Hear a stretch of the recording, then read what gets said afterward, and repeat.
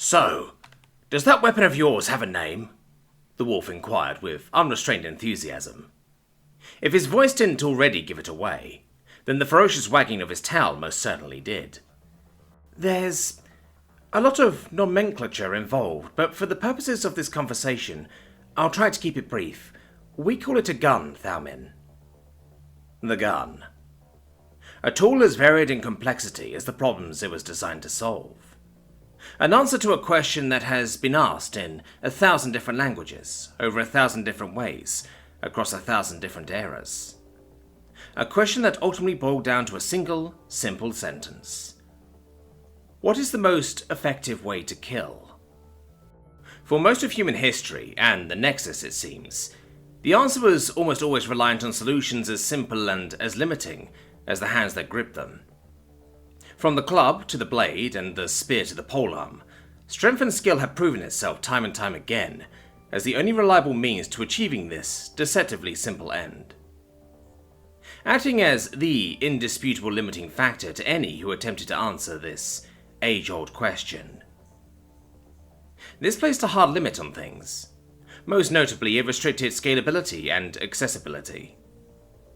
Civilization, however, wasn't ever content on leaving a question of such importance answered so half-heartedly. The Nexus seemed to stumble upon a better answer to this question, by virtue of their inherent gifts, extending their effective reach and embracing the natural advantage afforded to them in the form of mana manipulation. Humanity, however, wasn't so fortunate. We didn't have the ability to summon lightning, earthquakes, and magic missiles right out of the gate. We didn't have the privilege of evolving a second unseen set of limbs through which to manipulate the world around us in ways previously inconceivable. All we had to our name was a set of 2 gangly hands, ending in those 5 blunted wiry digits. But that didn't stop us. In fact, it was those very limitations that forced us to think outside the box. As what we lacked in claws, in fangs, in venom, or in magics, we made up for in deductive reasoning and innovation. For all it took was a simple mix of chemistry and metallurgy for the tides to truly shift. And by the advent of industry, that shifting tide had all but become an unassailable wave, leading to nearly 2 millennia worth of further refinements and unprecedented advancements. 2 millennia that saw us starting off with bamboo chews with some spicy powder, before arriving at 5th generation composite with a veritable buffet of chemical propellants and magnetic accelerants to choose from. Although unlike the Nexus, what we had wasn't a force multiplier exclusive to a select few, nor one that was gatekept behind ancient tomes and hidden spells. What we had was a weapon, one that only took 2 hands, a good eye, some bullets, and a tempered resolve to wield. A weapon that with a single squeeze of a trigger was capable of bringing forth to the table a destructive potential once locked behind decades of training and practice. A weapon which was capable of bringing that same destructive potential to bear consistently and without fail, until you ran out of bullets or resolve. This weapon wasn't rare either. It wasn't locked away in a far-flung tower to be handed and gifted to adventurers, daring and brave enough to make the long, perilous journey. Nor was it talked about under hushed breaths within the dark corners of taverns, or the deepest depths of a scholar's study. It was as common, or perhaps even more common, than your average spear. It was so ubiquitous that there were, at the present era, enough of them to arm every single human currently alive, more than 100 times over. Humanity, with all of its so-called shortcomings, with a lack of magic, mana, or other such natural gifts, had answered this age-old question with the ultimate testament to its indomitable resolve. A resolve which was only satisfied so long as the envelope kept being pushed, to forever address and readdress all of life's questions, especially the ones that were so crucial to its continued survival. To do anything but innovate, to be satisfied with the current standard, was to invite stagnation to begin its inevitable creep. So, what would you like to know about guns? I asked Thalmin with an excitable grin underneath my helmet, the wave of underlying anxiousness that had lingered from the battle being supplanted somewhat by this new hyperfixation. A part of me knew this was a temporary distraction from the uneasy feeling still welling within my gut, but another part of me knew there was no point in allowing it to eat at me more than it already had. Or at least that's what I told myself. Well, first off, can we see it? Thacia surprisingly interjected with a great deal of apprehension, cutting off Thalmin before he could even finish his sentence. Both Thalmin and I turned to face each other in a small bout of disbelief, but just as quickly turned back to Thacia with a toothy grin on both of our respective faces.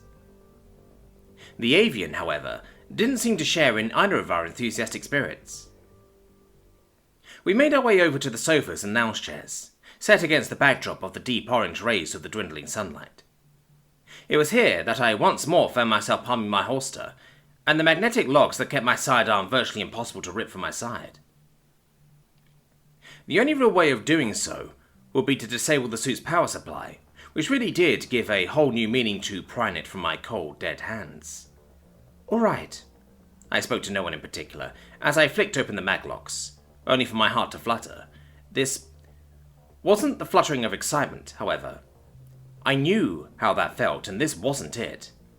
It took me a second to recompose myself before I realized what it was, as that uneasy feeling of gut-churning vertigo came back with a vengeance, only to disappear again as soon as it began.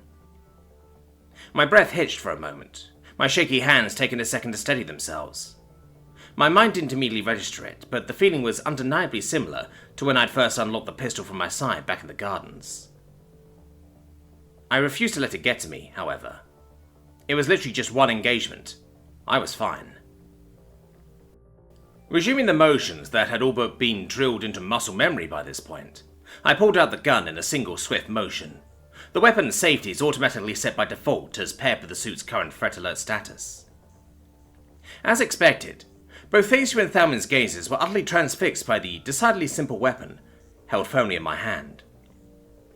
Though it was clear to me that it wasn't its design or ornamentation that caught their eye, but the raw destructive potential it held within such a small, compact and unassuming form. They had seen what it was capable of, after all. They knew it could kill. And it was clear from Thacia's piercing gaze that she was trying to dissect it, even before I started explaining anything. With Thacia seemingly caught in a trance, it was Thalmin who broke the awed silence with a question I thought I could anticipate coming from a mile away. Emphasis on the thought part. Well, two observations first and foremost. One, that's a very unassuming name for such an impressive weapon. Two, that's a very bland and frankly uninspired design for such an impressive weapon. All of this leads me to believe that the people of your realm do not know the ways of the aesthetic arts, as it applies to weapons crafting and design. The Lupanor mercenary prince had put his all into roasting my gun. So unexpected was this response, that I was caught completely off guard. Though it was clear by the tone of his voice, and by the exaggerated expressions on his lupine face, that this was more a facetious jab than anything. And I like it that way, the prince quickly added with a sly smirk. Flashiness does not a good weapon make. He spoke resolutely. I know a good weapon when I see one. A masterfully crafted blade and a manner-imbued artifice needs only speak for itself in the heat of battle. I judge a good weapon the same way I judge a soldier's character, by their actions and not their boisterous displays.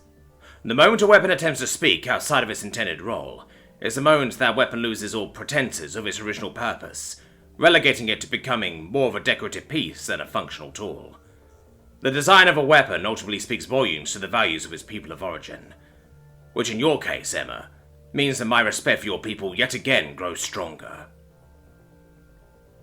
I couldn't help but to feel the inklings of a grin forming across my face at the Lupanor Prince's bait and switch. Well, Thalmin, if you think this thing is bland, I don't know what you make of some of the ergonomic monstrosities some of the psychos back at home had come up with over the years, I chuckled, my whole body shuddering at the thought of some of the freak designs humanity had come up with over the millennium.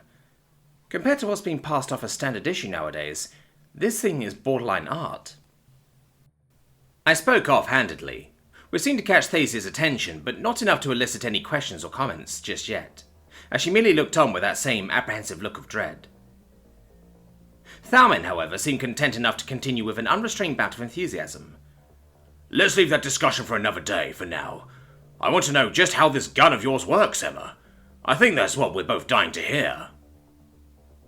The Lupinor's eyes met my own, giving me a look that could best be described as a cross between the ravenous hunger of a fully fledged predator and a half-grown pup's insistence on begging for seconds. It was clear we were beating around the bush up to this point, so I made no further pretenses in delaying the inevitable, as I placed my gun on the table for both to clearly see. "You can look, but just don't touch it," I warned, taking stock of the ravenous gaze of the mercenary prince as I did so. "I'm serious. I apologize if I might come across as patronizing when I say this, but this is a weapon, and where I come from there's an expectation of level-headed awareness and respect that must be observed when handling any weapon, especially guns." Thalmon's expressions changed somewhat. While still very much ravenous to learn, his gaze shifted towards something of a more reserved one, as if that explanation had triggered something else in his mind. "The sign of a good warrior lies in the respect for their weapon. This extends beyond his use and maintenance, to his treatment within contexts not bound to the scope of battle. I understand your caution, Emma, and I respect it. Please proceed." "There's a lot to unpack," I began with a deep breath. "It's been 2,000 years since the inception of the gun, and a great deal has changed over that course of time. It would be a lie to say that some fundamentals haven't changed either, but I'll try my best to break it down. What you see in front of you is a specific class of gun that falls into an overarching category we refer to as kinetic-based weapon systems, or KWS for short."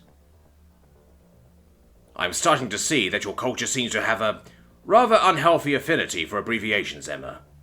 Dare I say it is almost as if you abhor long-winded titles, yet still desire to maintain it in your own convoluted ways." Thalmin briefly interrupted with a dry chuckle, before raising a single hand for me to continue. That one gesture was perhaps the closest he got to living up to his noble heritage thus far.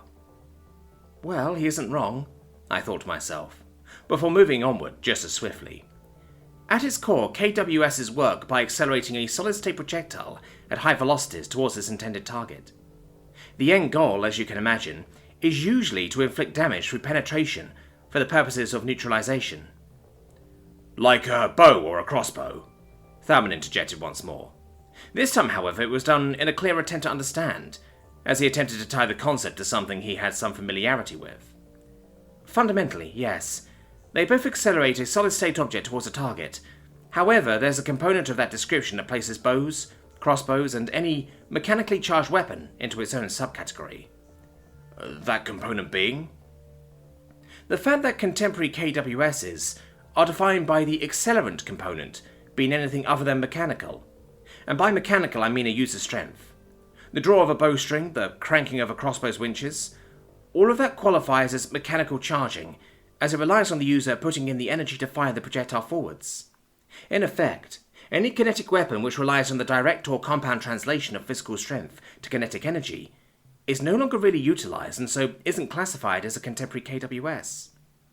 I explained as best I could, which led to more questions on the part of the Lupinor. "You're speaking as if you're leading up to an explanation that involves mana," the mercenary prince spoke bluntly. "If it isn't for, in your words, mechanical charging, then what other method is there to propel a projectile forwards?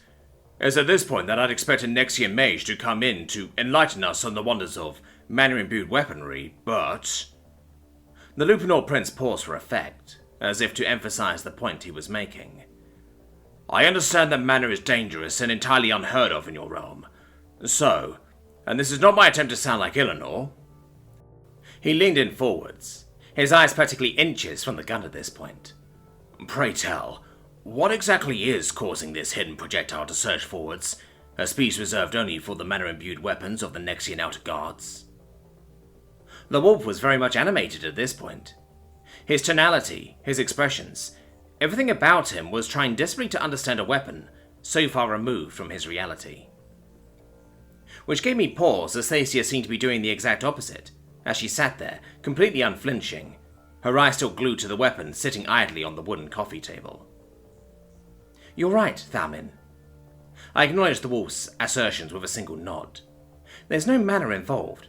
In fact, I think you could tell by the lack of any mana fields around it when idle and in use. I shuddered as my mind went back to the battle for the split second, only for me to force those images out of my head as quickly as they'd appeared. All that's involved is a clever manipulation of the laws of the natural world, and a game of trial and error that stretches back over 2,000 years. I decided that the best way to move forward, the best way to truly hammer home the core fundamentals of how the gun worked, was by visually demonstrating it.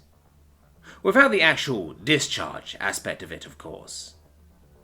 I removed the gun's magazine, placing it butt first on the table, as I palmed one of the few physical indents on the device, releasing just one of the immaculately packaged rounds that would have seemed entirely foreign to anyone born prior to the 25th century. Advancements in material sciences, applied chemistry, and in the reliability of military-grade electronics, coupled with centuries of aggregated datasets across hundreds of wars, had made what was once a fragile and expensive novelty into something that had now all but phased out the traditional firearm. This shift was subtle, adoption having been staggered until a certain point where it all seemed to happen at once, akin to any other paradigm shift in human technology. Caseless became the standard. Electronic firing mechanisms and electrothermal chemical technologies supplemented traditional mechanical actions, barring a few exceptional circumstances. This mission almost being one of them. This?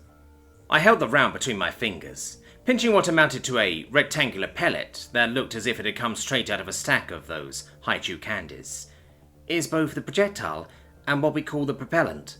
Basically the stuff that allows the projectile to be pushed forwards. I started simply, before I began pointing at the aforementioned parts which made up the cartridge. Whilst its design has changed over the years, the fundamental principles have remained more or less the same. You ignite the propellant, causing a controlled explosion, which pushes the projectile forward, I explained succinctly. It still felt as if I let down over 2,000 years of ballistic experts and gun enthusiasts alike, having reduced their life's works and passions into a single simplified sentence. It was at this point that Thallin's expressions began to shift. His excitement had become restrained. His perky ears remained as they were, but seemed tense as they refused to flutter about as they usually did with every cock of his head.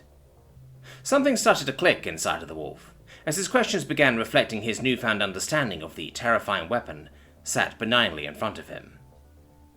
"So if I'm to understand this correctly," he began, his voice retaining its curiosity, but with his excitement dampening down towards a more reserved one of concern, "that small little cartridge," I quickly added. "Cartridge," the wolf mimed back before continuing, "barely the size of 1/4 of my finger, is what killed the Null?" His voice shook, not in fear, but more so in disbelief. "Well, yes, the bullet did, which given current technologies is what makes up most of the cartridge nowadays," I attempted to explain. This would be the perfect time to slip in the "I brought the whole bullet and I intend on using the whole bullet" joke, but I knew this wasn't the time or the place for it. "Right," the wolf nodded several times over, though still looked as if he was somewhat lost. "I think I get it." "What Emma means is that a single cartridge contains both the projectile and the accelerator. The projectile takes a portion of the weight and size, and by the same logic, the accelerator, be it a powder, a solid, or what have you, must also share that same space. And that's why a point was made in order to delineate between the bullet and the rest of the cartridge." Thacia blurted out, in a string of words that carried with it a heaviness of intense realization that mimicked the shock and awe from our discussions regarding the nature of human technologies the previous night. It was honestly quite jarring hearing the explanation coming out of the avian's beak, given that everything she said was entirely accurate, at least to the extent of what I'd divulged thus far. This meant that she'd sat there absorbing every last scrap of information, without misunderstanding a single beat. "That's all entirely accurate, Princess," I reaffirmed, my tone of voice clearly relaying just how impressed I was from the avian's deductive reasoning skills. With that being said, it wasn't surprising that Thacia temporarily took the reins of the conversation over from Thalmin, as her piercing gaze now landed on the gun and the cartridge I held between my fingers. "To delve deeper into the specifics of this weapon, am I correct in assuming that these cartridges are single-use?" "When discussing this specific type of cartridge, yes," I answered simply, which seemed to elicit a slight twitch of the avian's feathers. "And am I correct in assuming that there exists some complex, mannerless mechanism by which this propellant is ignited?" "That's a given for all guns, but the complexity really depends on the specific system each model uses. There was a sudden pause as Thacia seemed to be taking everything in. Her eyes never once deviating from its fixated gaze on the cartridge I still held between my fingers. Emma, if you will allow me to begin another line of questioning, I would like to inquire further into the specifics behind the implications of your statements regarding this weapon's model, Thacia began, before diving deep. The existence of models implies other competing smithies with similar weapons.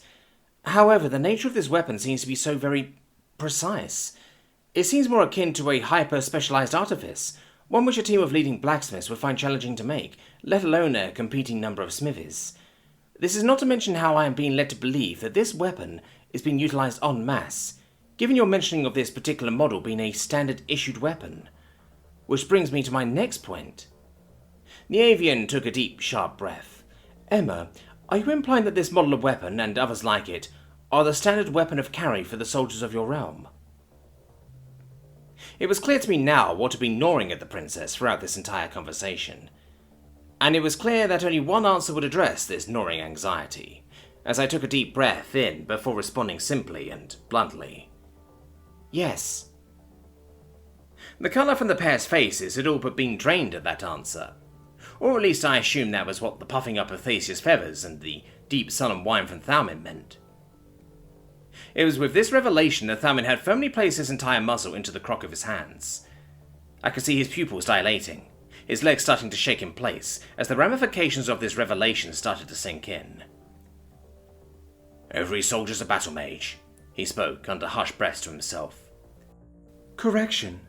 Every soldier equipped with outer guard grade enchanted equipment and near-tier artifice weaponry, Thacia quickly added, in a series of deep, resonant coos. What of swords? Surely your people couldn't have just done away with melee combat? The wolf continued to mutter out, his mind clearly going through the ringer as he tried to visualize a whole world, an entire realm armed with the same ranged weapons. What sort of combat is fought when everyone fights on the same playing field as the next-gen outer guardsman? I can't even begin to visualize. The wolf trailed off, which prompted Thacia to take his place. The poor wolf clearly began entering a series of internalized crises as the avian spoke. The only limiting factor I see is that this weapon, unlike swords and enchanted armaments, is rendered entirely useless without these cartridges, the avian deduced. To deploy an army armed exclusively with such weapons must require an immense number of these cartridges, which leads me to the disturbing thought of a society that places an inordinate amount of time, effort, energy on such an esoteric fixation. The avian turned to face me now, piercing eyes of genuine concern and disbelief meeting my own, as if to ask me by virtue of this one question if humanity was actually sane. But we do, and all I can tell you right now is that we have more than enough to supply our armies for decades-long campaigns if we needed to, and that's just the active stores. But why? Thacia snapped back. Because we have no other choice, I expressed emphatically. We weren't born with the advantages afforded to everyone else. We weren't magically imbued with the ability to fly, to summon lightning, to crack open the earth with a single glance. But we always wanted to, and so we did. And when I say we didn't have a choice, I don't mean that this was done out of desperation, but rather out of a natural extension of our developmental trajectory. The state of affairs we find ourselves in is a direct result of a society that thrives on continued innovation, out of necessity, and in response to new, unprecedented challenges. This has always been the case with humankind, and it continues to be the case as we press onward. Another silence descended on the room after I'd made my case. A silence which emphasized the sheer dread on the pair's faces, as they both slowly came to terms with these series of earth-shattering revelations on their own terms. I'd say you pressed onwards in a way that far superseded what anyone could have ever expected from a mannerless civilization, Emma. Thalmin turned to me with a tired, exasperated smile, as if trying to mask the growing level of apprehension still welling within him. I shrugged, all the while trying to make sure I was still forcing out a more amenable tone of voice. It's the only way we know how to press on. Well, for your sakes, and for your realm's sakes, and for the sake of all those who have yet to have bent under the weight of the Nexus's yoke, I hope you don't stop. Thalmin's tone slowly entered one of a confident sincerity. It was clear what he was hinting at, as difficult as it was for him to really put it into words. That fiery zeal of resistance, that open discontent with the Nexus, there was only one thing he could be hinting at with that brazen statement. "We have no intent of changing our directional momentum anytime soon," I shot back with a confident nod. "With all of that being said, you need some rest, Emma," Thacia urged, gesturing towards the rapidly setting sun as she did so. "But I need to head over to the weapons inspection." "We can't afford you to crash at the weapons inspection, Emma. We need you in tip-top shape, so come on, it's time to rotate out," Thalmin urged with a toothy grin of reassurance. "Like we said, Emma, we'll watch over you while you rest," Thacia quickly added. "Besides, there's a good..." Thalmin paused, reaching over to grab what looked to be a similar variant of the pocket watch I saw Thacia pulling out earlier in the dining hall. 4-5 hours to rest before the night's end? I let out a massive sigh as I regarded the pair with weary, worn-out eyes. Who was I kidding? I fucking needed the sleep. "Alright, I think I'll catch 3 or 4 hours of shut-eye," I managed out through a yawn. "Should give me about an hour for the weapons inspection." With a group sentiment of agreement, I began walking off, my sights set on the tent, and the cold hard flexible composite floor that called my name.